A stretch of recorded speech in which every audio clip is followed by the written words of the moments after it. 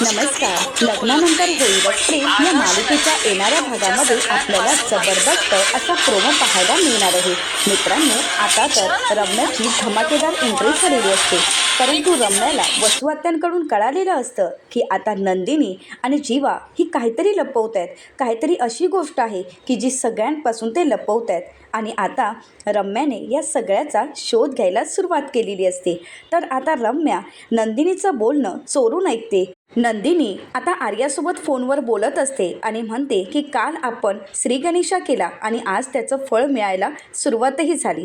आर्या, अगं आमच्या आयुष्यात खूप चांगल्या गोष्टींचा पाऊस पडायला सुरुवात झाली आहे. आर्या, अगं आमचं सुख आमच्या पदरात पडायच्या अगोदरच, तू आमचं सुख आम्हाला देण्या अगोदरच चांगल्या गोष्टी घडायला लागल्या आहेत. आणि हे ज्यावेळी रम्या ऐकते त्यावेळी रम्या विचार करते की नंदिनी हे कोणाशी बोलते, हे सगळं काही शोधून काढायलाच हवं. आणि म्हणूनच आता रम्या नंदिनीच्या मागोमाग हॉस्पिटलपर्यंत पोचते. ज्यावेळी आता आर्या तिच्या हातातील प्रेग्नेन्सीचं किट नंदिनीला दाखवते आणि म्हणू लागते, दोघात तिसरा यायला सुरुवात झाली की खरंच आयुष्य किती बदलतं ना.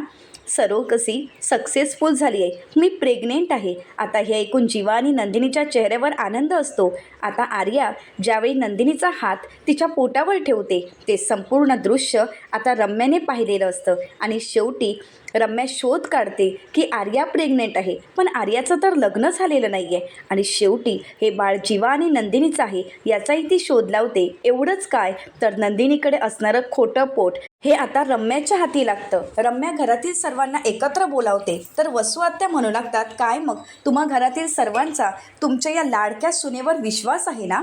रम्या म्हणते, हो ना.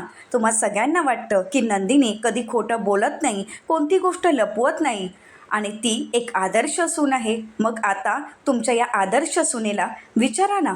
तर आता नंदिनी रम्याकडे पाहते. रम्या तिच्या हातातील खोटं पोट सगळ्यांना दाखवते आणि म्हणू लागते, विचारा तुमच्या या सुनेला हे काय आहे. आता मात्र जीवा आणि नंदिनीला धक्काच बसतो. परंतु या सगळ्यामध्ये नंदिनीचा सत्य बाहेर येईल का आणि आर्याच्या पोटात वाढणारं बाळ हे घरच्यांना कळेल का.